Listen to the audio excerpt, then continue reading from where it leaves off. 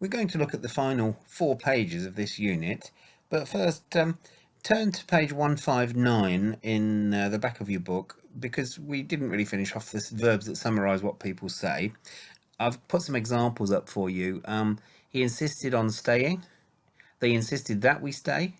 We decided to stay. She agreed that we stay.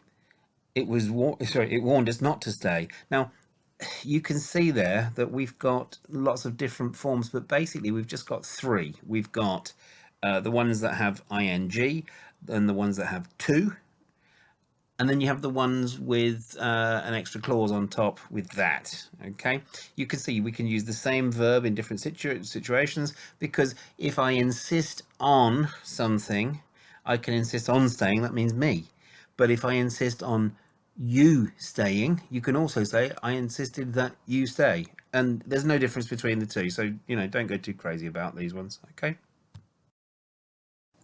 so you can see here, practice 2, complete the story using the correct form of the verbs. I'm just going to look at the first paragraph, and then if you press pause, then you can do the rest. Okay, when Kate Tot got home tired from work one evening, she just wanted to watch a video, but her husband Martin suggested watch the news first. Now, they must have wished they hadn't. Okay, suggested watching, suggested that they watch, or just suggested they watch, or maybe suggested she watched. Okay, so you can see everything is possible there except for to, because if you are going to just follow it with a verb, then it's the ing form. Okay.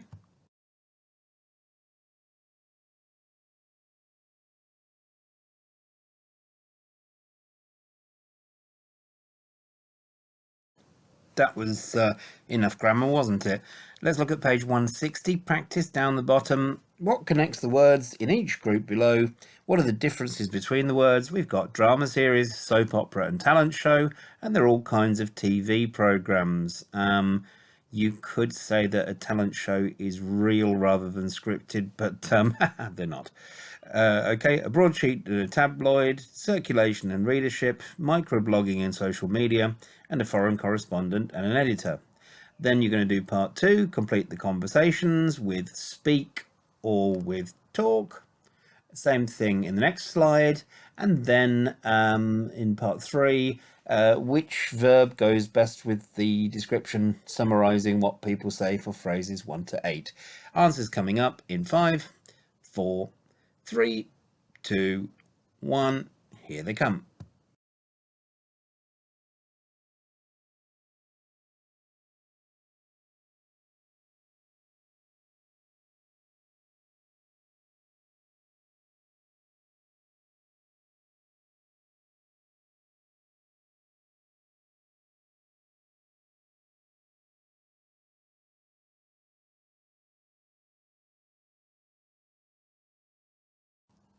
Pages 102 and 103 are about discussing articles.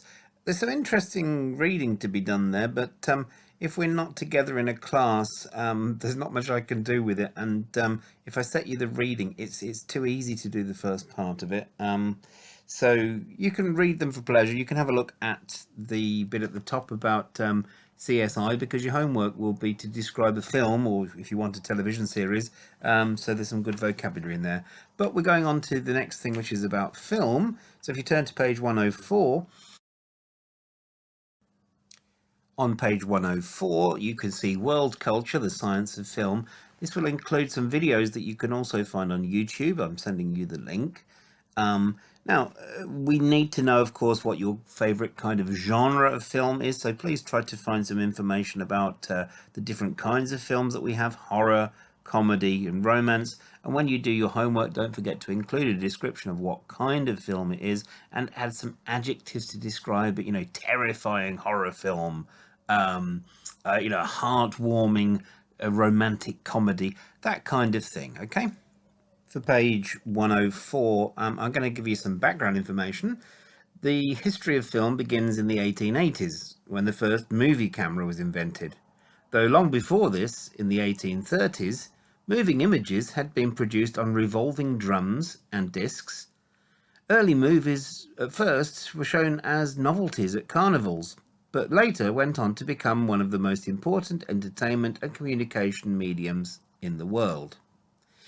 The first part of the 20th century was known as the silent era, as in the early days film producers were unable to fix sound to work at the same time as the pictures, and so in cinemas there would usually be a pianist who would play a musical accompaniment to words shown on the screen. However, many developments were made during this era, including the first colour moving images taken by Edward Raymond Turner in 1902, and there had also been some early experiments with 3D film. In 1922, the first 3D movie, The Power of Love, was shown to a Los Angeles audience. In 1927, Warner Brothers released The Jazz Singer, which was still a predominantly silent film, but holds the distinction of being the first film to have a section of dialogue and singing synchronized with the pictures. Then came a period of very rapid change, which meant that by 1929, almost all Hollywood films were being called talkies, and the sound era was born. The next major development came in 1972 with the introduction of video cassette recorders, though it wasn't until the early 1980s that they became widely available. These devices meant people could watch more films at home. They were, however, superseded by DVDs, which appeared in 1996, and in recent years, various other high-definition digital formats have started to appear.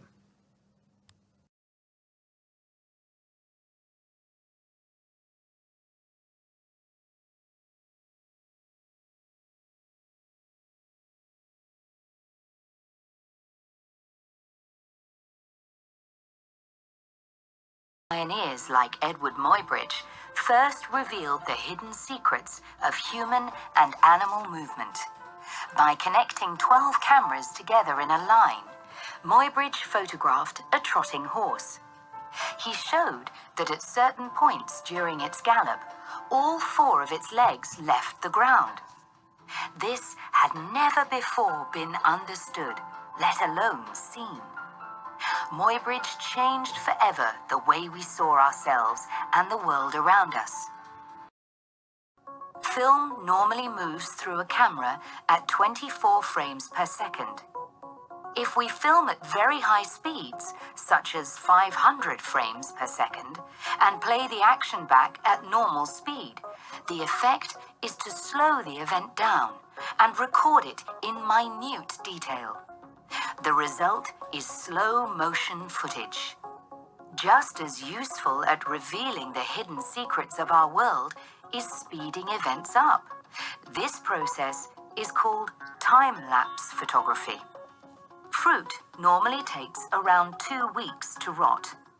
But by taking one shot of the fruit every 4 seconds for 2 weeks and then running the film at normal speed, we can see this process taking place in 30 seconds.